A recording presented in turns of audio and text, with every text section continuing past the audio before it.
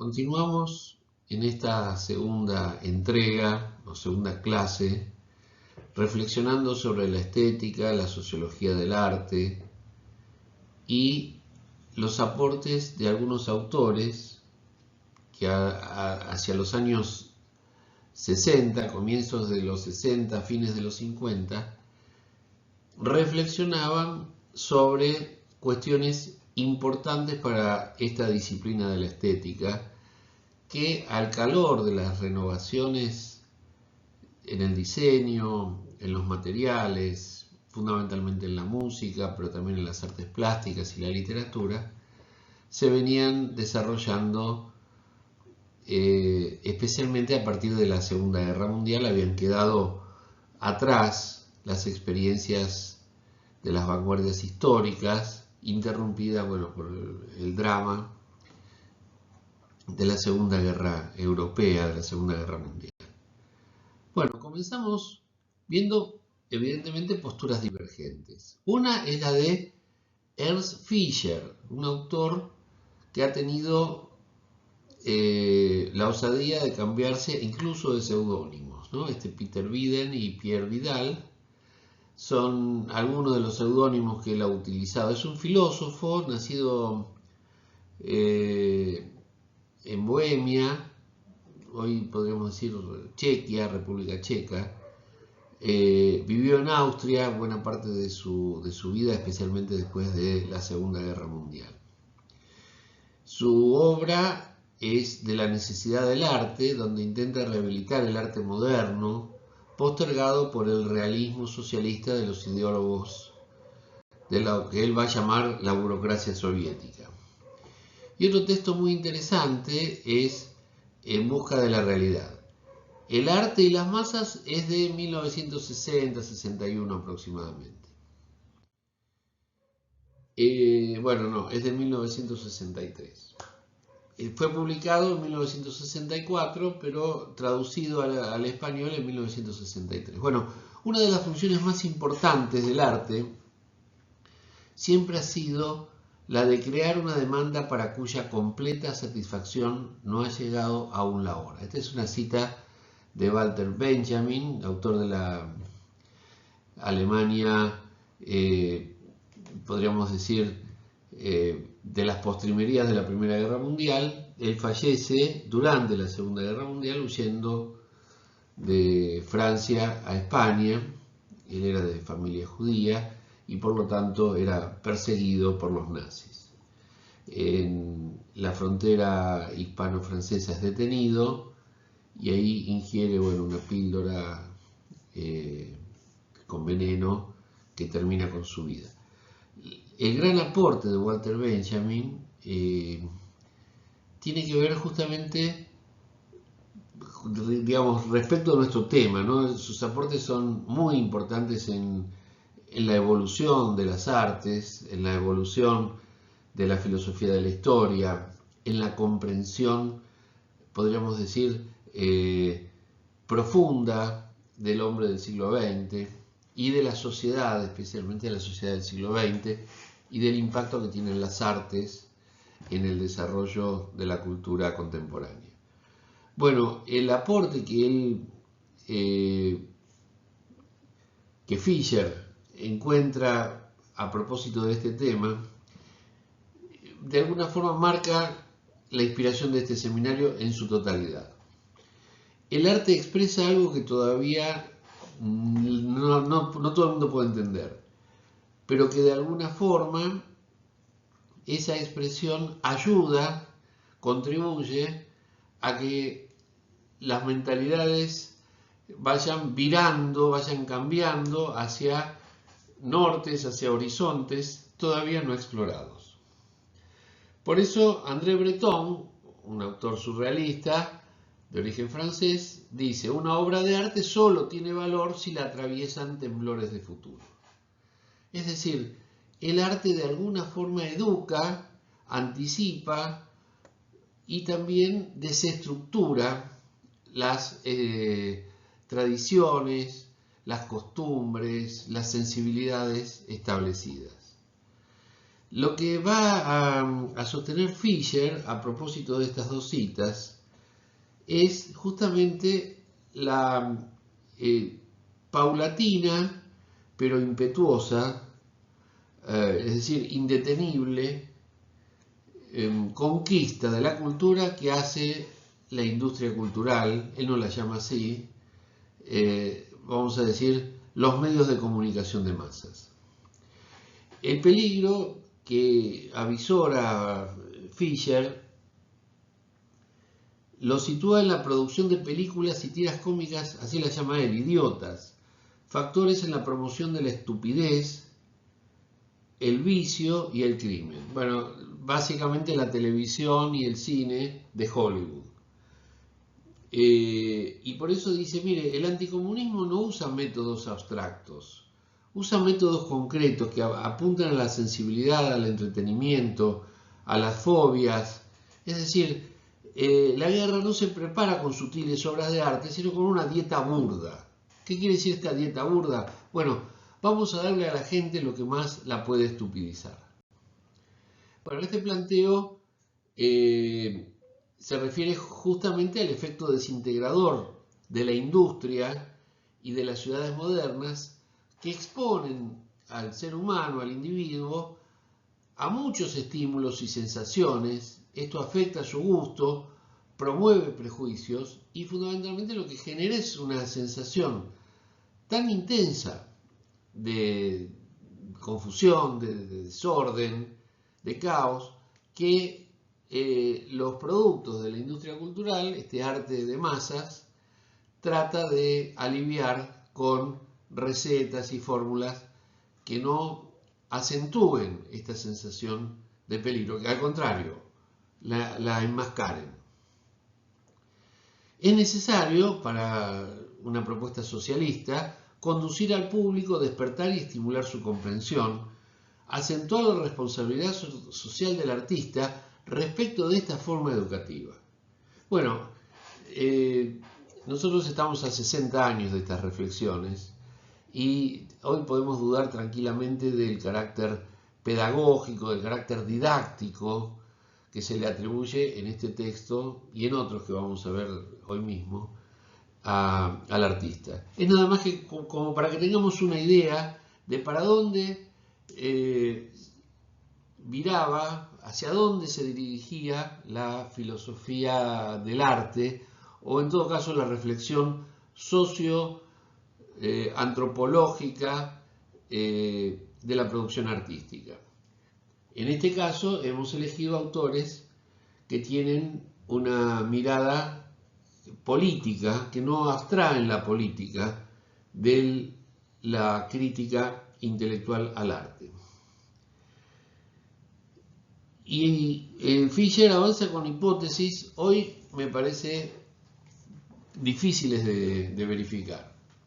No es necesario suponer que los trabajadores o que las gentes sencillas rechazan instintivamente el arte moderno. No se trata de eso. Vamos a ver en Ortega y Gasset dentro de un rato que va a decir todo lo contrario, ¿no? El porcentaje de trabajadores que prefiere el arte convencional probablemente, dice, no es más alto que el de los hombres de negocios, directores de compañías o políticos. Es decir, la clase social no determina una predilección particular por determinadas ofertas artísticas. E insiste con esta idea que a mí me parece central, insisto, no solo para esta clase, sino para el seminario en su conjunto. No es la función del arte derribar puertas que ya están abiertas, sino más bien tratar de abrir las puertas que están cerradas. Abrir la mirada hacia horizontes que hoy por hoy están inexplorados. Otro de los temas centrales, para los cuales yo honestamente tengo muchas ganas de discutir, pero no tengo ninguna conclusión sólida, ninguna convicción al respecto. Se trata de la armonía entre la libertad de la personalidad del artista y la comunidad.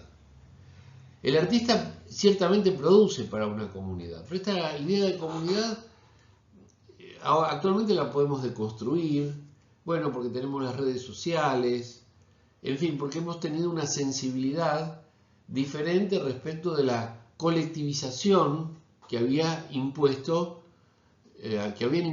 regímenes políticos y necesidades, vamos a decir, nacionales, institucionales, durante la guerra, la Segunda Guerra Mundial. El artista produce para una comunidad, pero claro, hoy las comunidades han estallado en fragmentos. No es que no haya ninguna comunidad, hay muchas. Entonces, la síntesis deseada no puede ser lograda de repente. Requiere pensamientos y experimentación no dogmáticos. No puede estar conducida, digamos, la política de subsidios o de incentivo a la producción creativa, no puede estar conducida por una burocracia que mantiene de manera indiscutida algunas de sus convicciones. Con cada revolución que se produce hay una síntesis explosiva, pero ocurre de tiempo en tiempo. Y mientras las cosas se terminan de acomodar, es necesario prestar atención hacia a dónde van los procesos que son difíciles de conducir, tanto desde la burocracia, es decir, desde los escritorios del poder, está hablando fundamentalmente de la Unión Soviética de hace 60 años, como desde una escuela de arte o desde un movimiento artístico que pretende, vamos a decir, lograr determinados objetivos con las comunidades, con las audiencias. Distinto es, bueno, la definición de un manifiesto, la definición de un programa de acción, simplemente como botella que se arroja al océano y no como práctica política concreta para influir y orientar la marcha de algunos procesos culturales y, por qué no decirlo, también políticos. Bueno, intento desmistificar Fisher la figura idealizada del hombre sencillo como último juez de todos los asuntos artísticos y a los que el arte finalmente tiene que intentar agradar o atraer. Bueno, él considera que el hombre sencillo se ha transformado en un hombre sutil, no en un hombre rudimentario. Yo creo que estamos muy lejos de este planteo, por lo menos en el presente. No vivía en esa época como para poder discutir estas apreciaciones que él hace. Lo cierto es que el sistema educativo soviético al que él se refiere es un sistema que ya no funciona, ni en la actual Federación Rusa, y creo que en ninguna parte del mundo tampoco, tal vez, no sé, bueno, en Cuba, pero no estoy al tanto de esto. La transformación del hombre sencillo en un hombre sutil y altamente diferenciado forma parte del avance irresistible del socialismo. Es decir, el socialismo apunta a hacer cada vez más sutil al hombre sencillo. La estructura de un pueblo puede cambiar más rápidamente que las mentes de algunos administradores. Como ven, la crítica exhaustiva a la burocracia no se interrumpe. Ya comienza a borrarse la línea divisoria, dice, entre el obrero calificado y el técnico intelectual. La clase obrera y la intelectualidad comienzan a coincidir. Hijos e hijas muy educados de la clase obrera empiezan a gustar de la aventura intelectual y del experimento artístico audaz. Como vemos, se refiere a una realidad, por eso yo insisto en esto, ustedes van a leer todo el artículo, pero para que no pierdan de vista estas, digamos, pinceladas de un contexto político, económico, cultural, que ciertamente ha quedado muy lejos. Bueno, pasamos a otro autor que es Arnold Hauser, quien concretamente va a referirse a la cuestión de la determinación social de la producción artística. Tema que también ha tensado a la crítica y fundamentalmente ha dividido los campos de especialización de la historia por un lado y de la historia del arte por el otro. de la sociología por un lado y de la crítica artística por otra. Bueno, si no lo conocen, el texto de Arnold Hauser ha sido muy leído hasta hace unos pocos años. Historia social de la literatura y el arte. Hauser nació en 1892, murió en 1978. El texto que nosotros estamos leyendo es de 1961.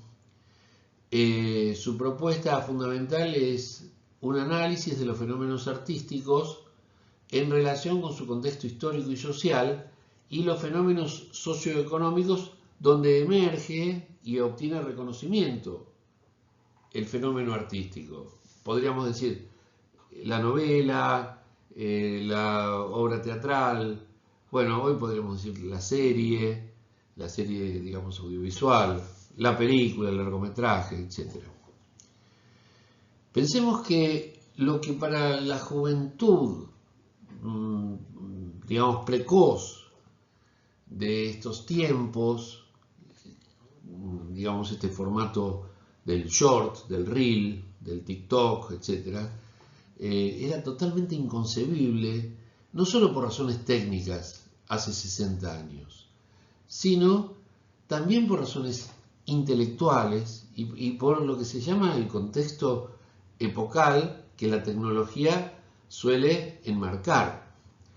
No porque lo determine, digamos, en forma fehaciente, sino porque la tecnología es como la línea del horizonte que virtualmente limita nuestra mirada y nuestra comprensión de los hechos.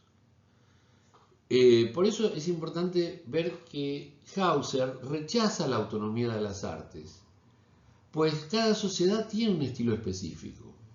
Es decir, cada uno de los artistas puede tener mayor o menor audacia, mayor o menor creatividad, puede estar incluso más cerca de ese horizonte limitado por el contexto histórico. Pero es verdad que se mueve en un ambiente, en un contexto cultural, por ejemplo el de las sociedades mercantiles, donde la demanda no es por creatividad, podríamos decir, desafiante, sino más bien por elementos naturales y formas más bien naturalistas. Por lo tanto, el condicionamiento social y la calidad artística tiene que ver en todo momento con el condicionamiento que la práctica artística sufre o recibe de su contexto. Pero esa influencia no es absolutamente limitante. También habilita o deja márgenes sueltos como para que la alianza entre el progreso político y el arte auténtico, entre las convicciones democráticas que aseguran o que de alguna forma habilitan convicciones democráticas y bueno, sentidos artísticos, intereses humanos generales y reglas artísticas de validez universal,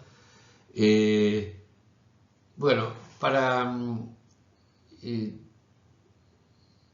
Hauser, todo eso resultó ser una fantasía. ¿Por qué? Porque la calidad artística se encuentra más allá de la alternativa entre libertad y opresión política y no es susceptible de comprensión con criterios sociológicos. Quiero decir, para Hauser hay un fenómeno taxativamente artístico que es el de la calidad. Y esto no tiene que ver con el contexto histórico, ni con la presión, podríamos decir, de la censura, etc. La calidad artística logra autonomizarse respecto de esto. Eso no quiere decir que el fenómeno artístico, de mayor o menor calidad, sí reciba esta influencia. Por eso dice Hauser que la sociología no ofrece ninguna respuesta al problema de la relación entre calidad artística y popularidad. Ninguna respuesta. El problema del origen de la obra de arte desde la realidad material siempre ofrece respuestas que no satisfacen prácticamente a nadie. Porque la transformación de las condiciones económicas en ideologías que se dan en el tránsito de lo material a lo espiritual nunca es completa. Siempre hay un grado importante de indeterminación.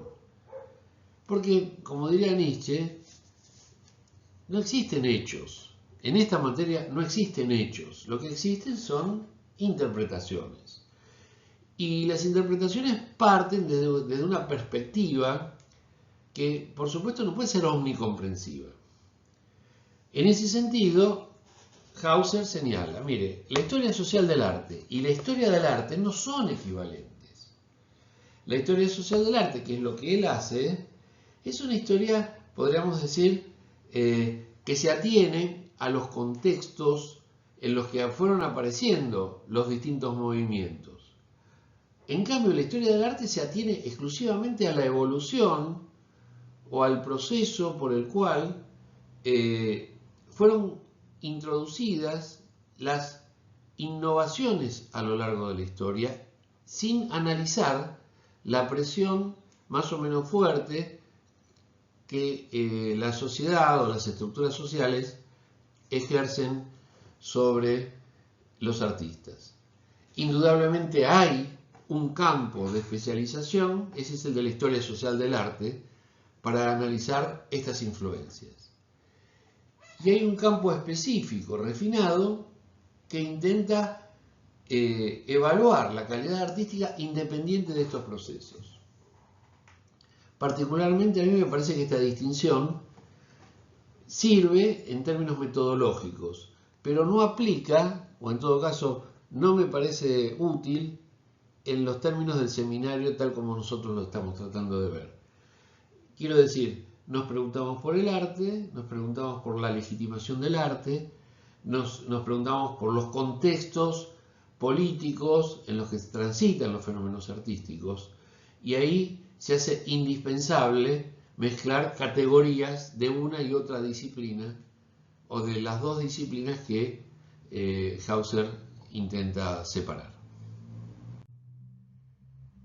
Bueno, entonces, no confundir la significación sociológica de una obra con su valor artístico, como si se permitiera la coexistencia de dos miradas diferentes.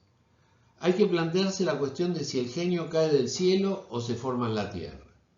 Bueno, si se forma en la tierra, ganaría la postura de esta tensión que sostiene que la presión social de alguna forma crea a los artistas.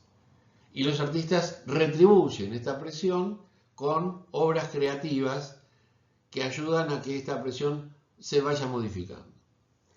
O si no, pensar, digamos como pensaban los románticos, que el genio cae del cielo, que hay un talento con un mandato, vamos a decirlo así en términos medio legendarios, con un mandato de decir, de armar, de expresar, de canalizar experiencias de una forma original, de una forma que todavía no ha sido ni siquiera concebida por la gran mayoría de las personas. ¿Por qué trata este tema específicamente de Hauser? Porque no hay leyes que expliquen las transformaciones de una forma espiritual en otra.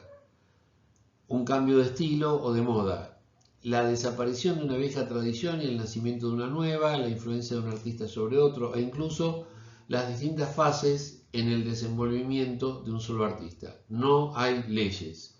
Las ciencias sociales de inspiración positivista pierden el tiempo tratando de evaluar, esto es lo que dice Hauser, de evaluar por qué se produjeron algunos cambios o por qué en todo caso estos cambios tuvieron lugar en determinado tiempo, en determinado lugar, etc.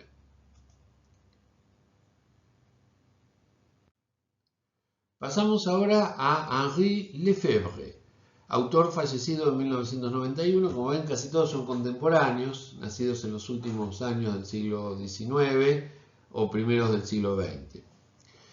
Lefebvre ha sido un filósofo francés dedicado también a la sociología y a la geografía. De formación marxista, es uno de los primeros intelectuales que difunden en Francia el estudio del materialismo histórico, es decir, la tradición marxista, podríamos decir, europea. No, quiero decir, no la soviética, sino más bien la occidental. Es uno de los líderes del movimiento que condujo al mayo de 1968. Probablemente el último evento, ya estamos por cumplir casi 60 años de ese evento, el último evento insurgente de Europa, donde estudiantes, trabajadores, etcétera, se nuclearon resistiendo las políticas del capitalismo industrial francés que llevaba adelante en ese momento, bueno, Charles de Gaulle, héroe de la Segunda Guerra Mundial. El texto que vamos a comentar ahora es de 1956 y se denomina contenido ideológico de la obra de arte. Intenta hacer esto una contribución a la estética.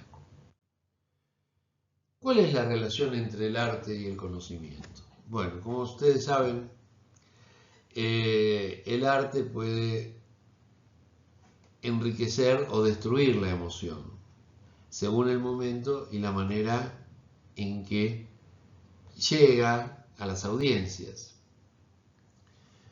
Destruye también los prestigios ideológicos y las ilusiones, pero también las vuelve a hallar y también las resucita. Podríamos decir que el arte es polifuncional desde el punto de vista del contenido ideológico. Ahora, el arte no puede explicarse por el conocimiento. Esta es la conclusión a la que llega. Quiero decir, Lefebvre se pregunta si puede el arte alcanzarse y explicarse por el conocimiento, y va a llegar a la conclusión de que no se puede. El arte pertenece a otra dimensión de la creatividad humana, de la intelectualidad, del uso, podríamos decir, del intelecto, de nuestra capacidad de razonar, pero fundamentalmente también de nuestra sensibilidad, dado que el conocimiento deja marginada la sensibilidad, dado que aspira a la generalidad que es la sensibilidad, evidentemente, por lo menos la sensibilidad corporal, no puede aspirar a conocer, solamente tenemos contacto directo con algunas cosas. Para Aristóteles, el arte imita la naturaleza, como una especie de proyecto de imitación, de mímesis, así lo llama Aristóteles, que el poeta o el escultor intenta llevar a cabo. Mientras que Platón y Hegel situaron al arte por debajo de la filosofía. Es decir, si se trata de un conocimiento, bueno, se trata de un conocimiento parcial. Para Aristóteles es un conocimiento de otra naturaleza, es un conocimiento limitado a la semejanza o a la similitud. Para Diderot, autor ilustrado del siglo de las luces, el arte es un conocimiento confuso, que no obstante es un conocimiento, no tiene la claridad, no tiene la sistematicidad del conocimiento científico, pero sí produce una conciencia sobre el mundo desordenada, caótica, pero conciencia al fin. Kant, ya de finales del siglo XVIII, considera que el arte trasciende al conocimiento científico y deja vislumbrar, como mirándolo de lejos, esta es una imagen, el conocimiento de lo absoluto. Ustedes recordarán que para Kant la realidad en sí misma es incognoscible, solo conocemos fenoménicamente lo que se nos aparece y nuestra sensibilidad puede organizar. Bueno, el arte justamente juega a esta suerte de iluminación de lo absoluto, pero nada más que juega, porque no puede, en los términos de la propia filosofía de Kant, no puede penetrar en ese mundo de las cosas en sí. Los románticos, ya estamos hablando de bien entrado el siglo XIX, entienden que la actividad estética es completamente diferente del conocimiento, porque ahí, ya lo había dicho Diderot, que era un racionalista ilustrado, es confuso, como en el sueño, lo cual no quiere decir que no sea una experiencia igualmente importante.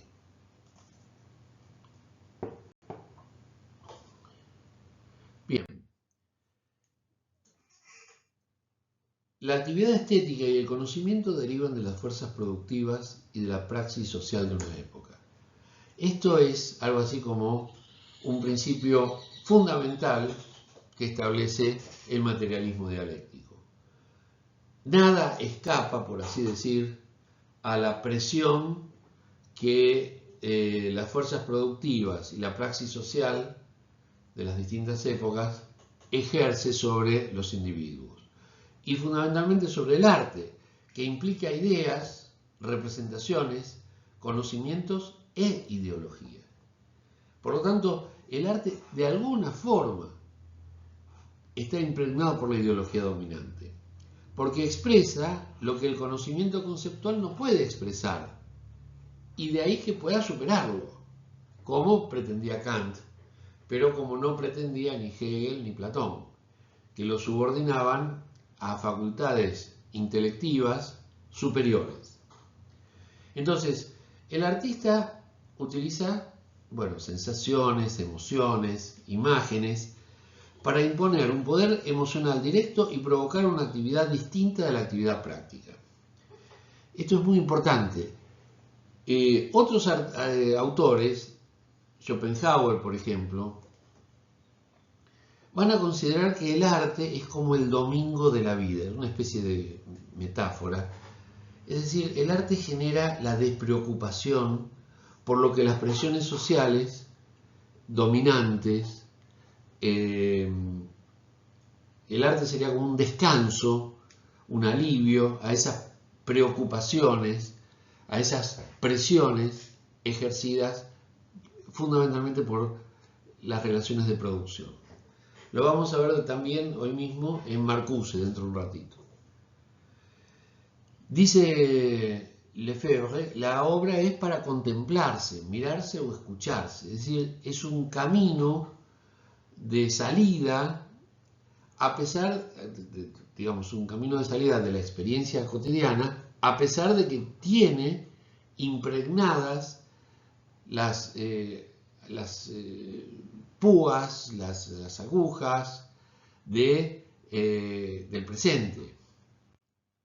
En la obra de arte, entonces, hay elementos de conocimiento y de la ideología, porque está unido a la vida, a la práctica, a las ideas y a la representación de una época. Hegel, en otro contexto, decía, nadie se adelanta a su sombra. Bueno, el artista tampoco. Lo que pasa es que en términos de contenido no lo hace, pero sí en términos de formas. Las formas son las que innovan, renuevan la sensibilidad. Por eso es que el arte no se confunde con la ideología, aunque está impregnado de ella. En el arte se mezclan el juego, la fantasía, la imaginación, que se sirve de ficciones tanto para salir, escapar de lo cotidiano, como para entrar en lo real. O sea, no se trata solamente de una evasión.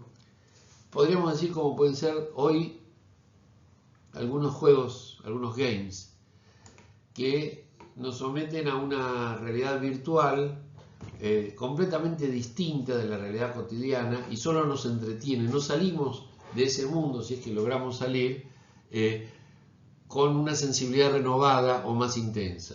En todo caso, salimos con la fatiga y no con el alivio que nos provoca el entretenimiento. En el arte se trata de aprender con H, ¿no? Es decir, el contenido total de la vida en toda su riqueza, comprendido el conocimiento y también la conciencia, pero sin descuidar lo que queda inconsciente en ese momento. Es más, tratando de llevar a través de la imaginación, a través de las ficciones, a un mundo íntimo, un mundo interior, poco frecuentado por los discursos dominantes. Así es como las obras de arte sobreviven a las ilusiones ideológicas porque proponen cuestiones cuyo conocimiento completo es imposible de alcanzar. Lo mismo que el conocimiento completo de todo objeto real. Solo que al dedicarle más tiempo, o en todo caso, al alejarnos de la presión de la vida cotidiana, sentimos la posibilidad de experimentar con lentitud y con profundidad situaciones que se parecen o que son homologables a las de la vida cotidiana. Esto significa que la imaginación se introduce en las profundidades de la realidad y distingue las tendencias profundas. La intervención de lo imaginario es uno de los aspectos que distinguen el realismo del naturalismo.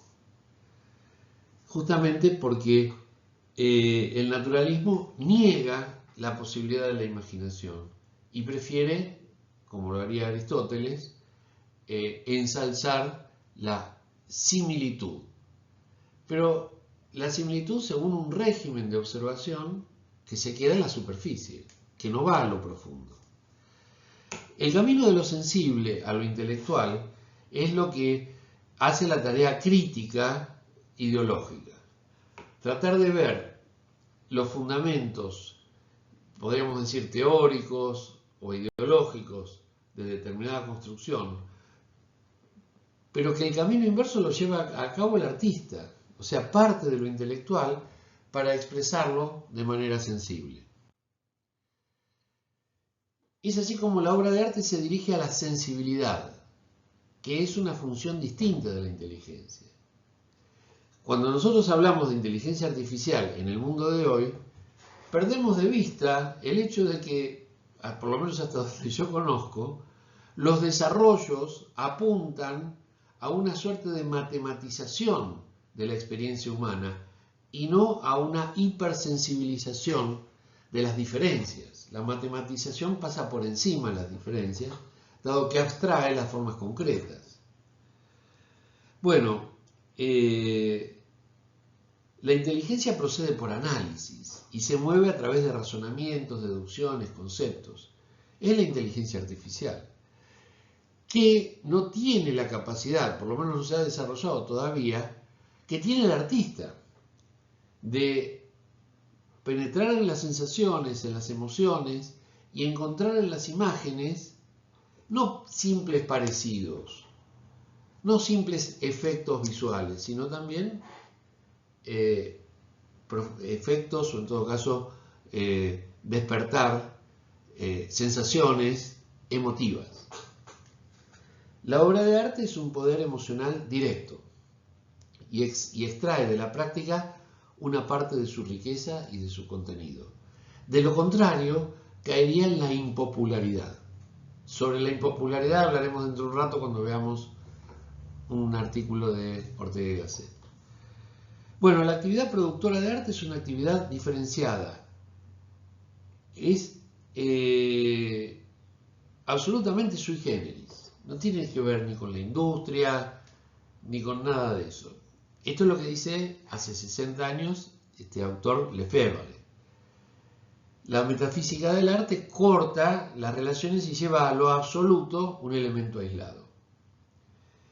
Yo diría que no se trata de una metafísica, pero lo que se puede entender es justamente una dinámica que introduce el artista y que las instituciones de alguna forma contienen y promueven. Instituciones como, bueno, como el cine, como la televisión, como la industria editorial, a través de, bueno, de la literatura, ya sea en papel o en forma digital, etc. El arte no es una forma más o menos ilusoria del conocimiento. Lo considera una superestructura porque tiene un contenido ideológico más o menos claro y consciente, más o menos conscientemente político. Es muy difícil mantenerse al margen de eso, pero la obra de gran estilo tiene frecuentemente el contenido ideológico más rico y expresa bajo formas sensibles una concepción del mundo.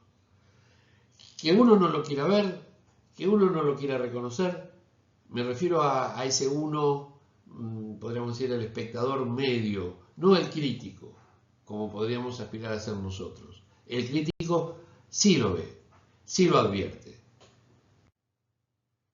Entramos ahora a ver este autor fundamental. Sobre él volveremos en otras de estos encuentros virtuales, cuando trabajemos uno de sus textos del año 64, El hombre unidimensional. Hoy vamos a ver este texto de 1969 sobre arte y liberación, ¿sí? O sea, un texto posterior al que vamos a ver más adelante. Él es Herbert Marcuse, una de las principales figuras de la primera generación de la Escuela de Frankfurt. Sus obras más importantes son Razón y Revolución, Eros y Civilización, El hombre unidimensional, El final de la utopía, bueno, hay unos cuantos, ¿no es cierto? La sociedad opresora, etc.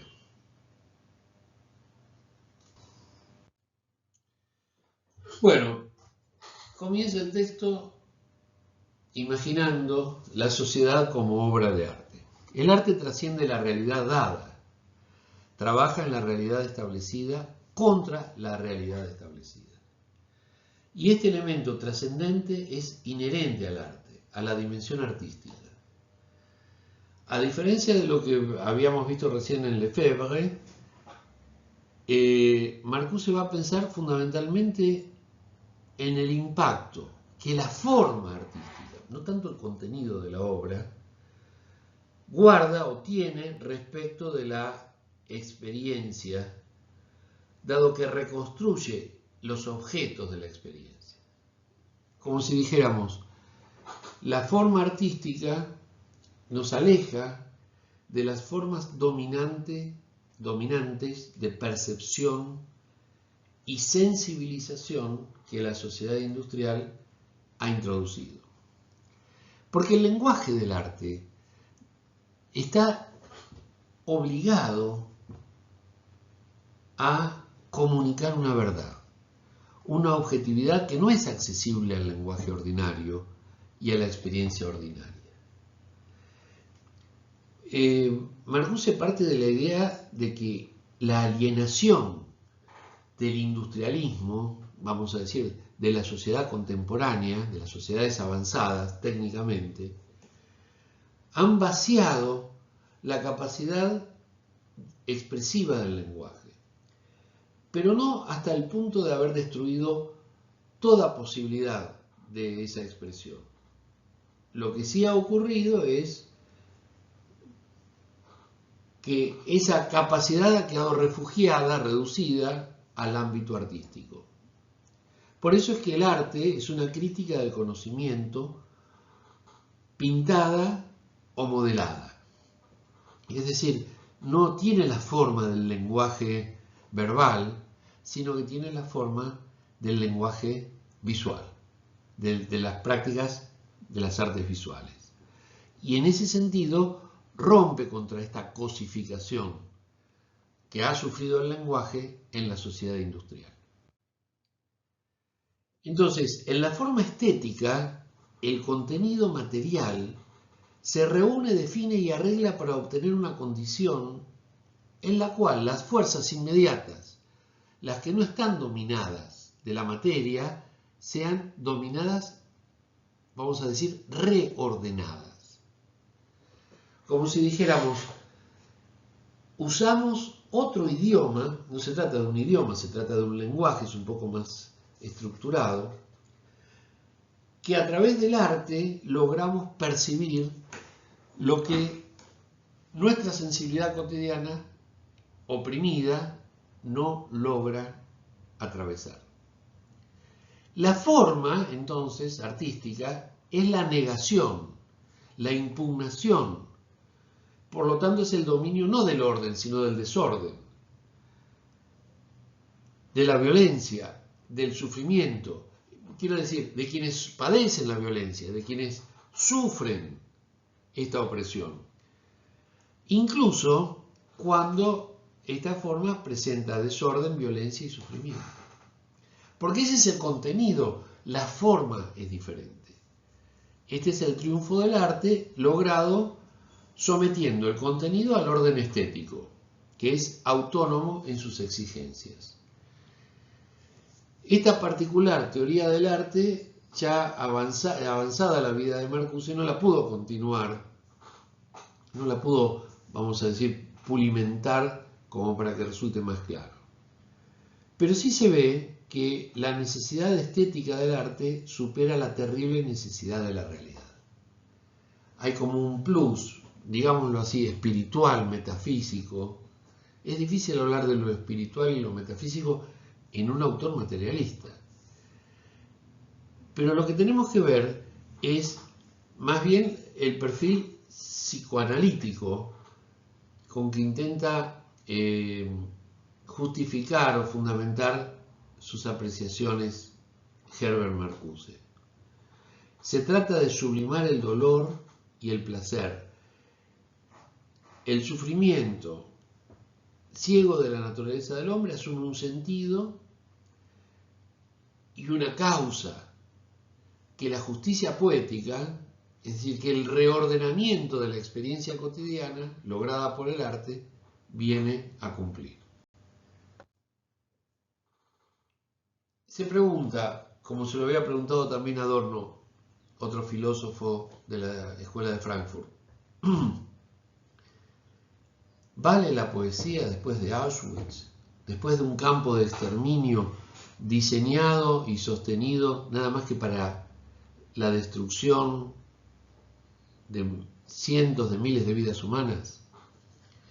Bueno, cuando el horror de la realidad tiende a hacerse total y bloquea la acción política, ¿dónde, sino en la imaginación radical, como rechazo de esta realidad, puede la rebelión y sus metas intransigentes ser recordadas? Pero ¿constituyen todavía las imágenes y su realización el ámbito del arte, y lo pone entre comillas, ilusorio? Bueno, la respuesta es la productividad social. La forma de la libertad no es la autodeterminación y la autorrealización. Hoy vivimos en un presente confundido por las ideas de libertad, de los libertarios, de los anarquistas, de los anarcocapitalistas, etc.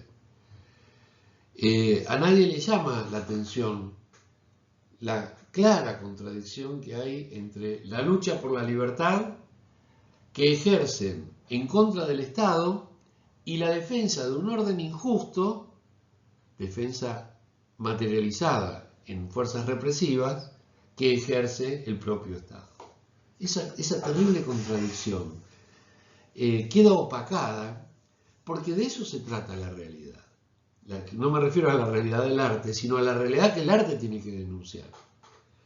O por lo menos la misión que estos autores que hemos visto hasta ahora, fundamentalmente Lefebvre, Marcuse, le asignan, bueno, y Fischer, le asignan al arte.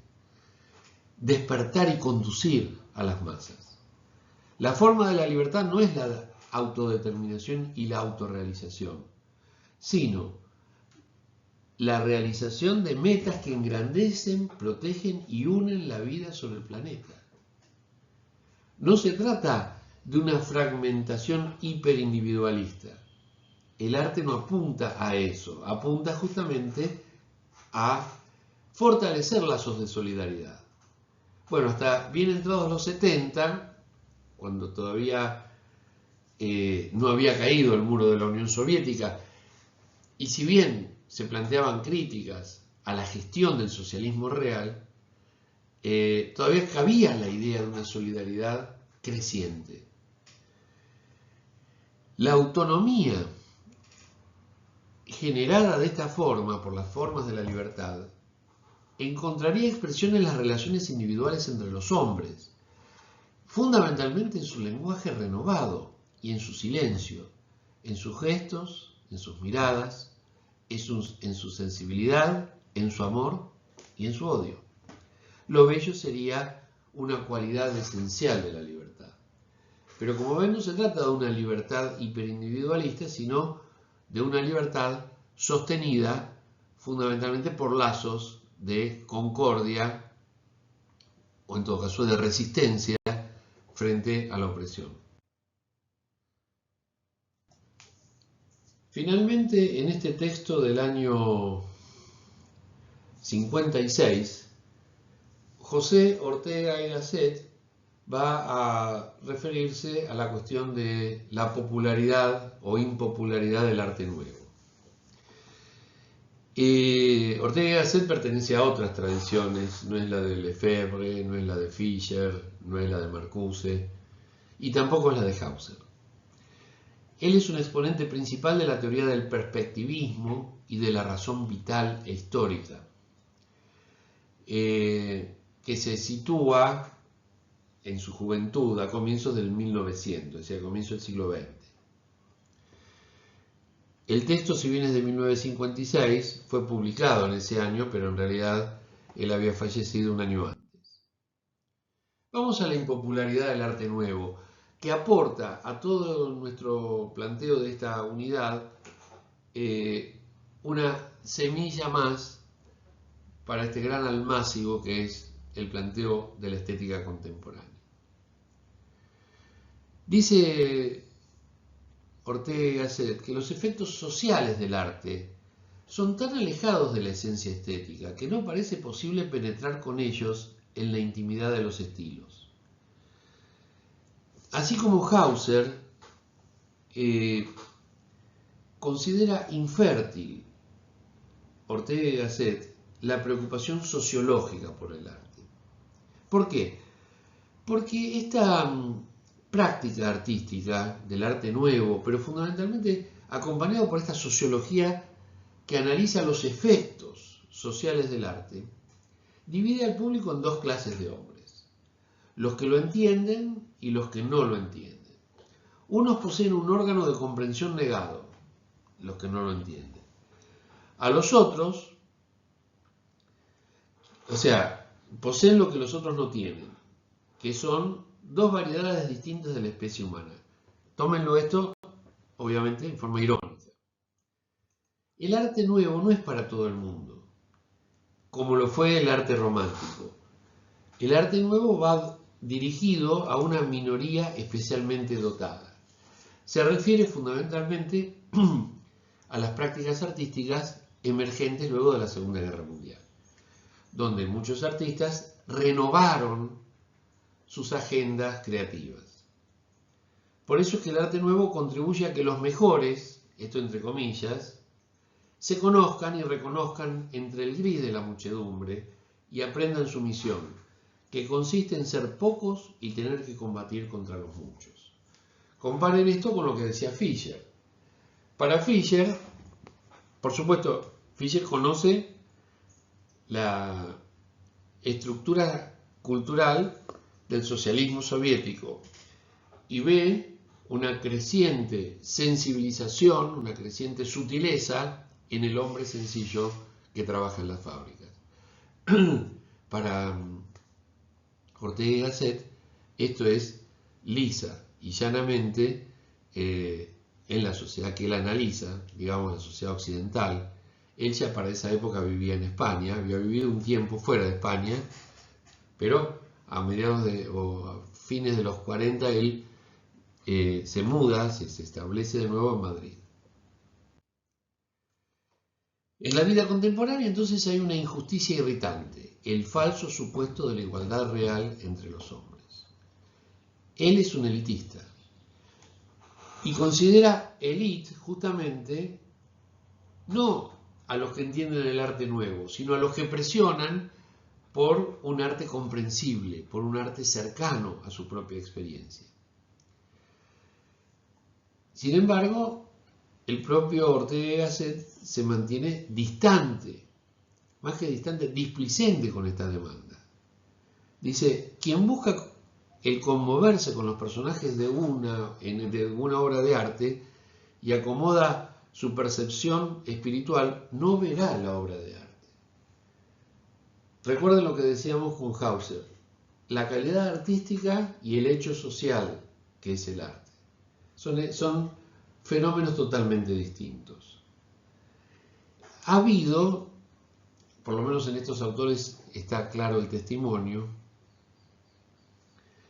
ha permanecido, digamos, permanecido esta idea de que el arte refinado no es para todo el mundo.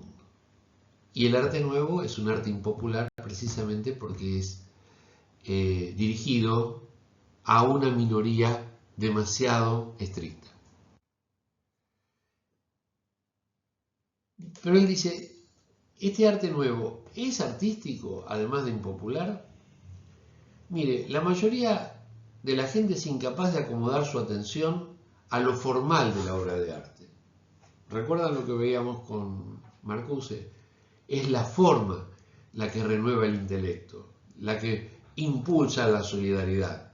No es el contenido de la obra de arte, sino su radical separación respecto de la expresividad, de la sensibilidad cotidianas.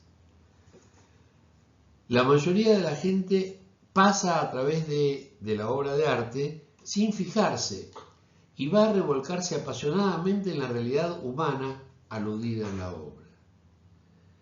Es decir, la popularidad del arte estriba en la repetición o en el respeto por los códigos perceptuales, él no lo dice así, lo podemos traducir nosotros de esta forma, por los criterios sensoriales con que el gran público analiza su propia realidad. Por eso el arte nuevo, no por sus contenidos, sino por sus formas, se abandona lamentablemente, la pretensión de alcanzar a grandes mayorías. ¿Cuáles son las tendencias del nuevo estilo del arte? Fundamentalmente la deshumanización. Por eso las grandes mayorías se sienten ajenas a lo que el arte deshumanizado propone. Evitar las formas vivas, hacer que la obra de arte sea solo obra de arte, considerar al arte como juego y nada más, sacarlo del debate, por ejemplo, moral o del debate ideológico. El nuevo estilo es fundamentalmente irónico, en el sentido de que no cree ni en su propio discurso. Elude toda falsedad y por lo tanto es escrupulosamente convincente y por lo tanto amenaza a las creencias no compartidas de la gran mayoría. Esto hace que el arte carezca de trascendencia. Bueno, con esto cerramos nuestra excursión por las lecturas de la segunda unidad.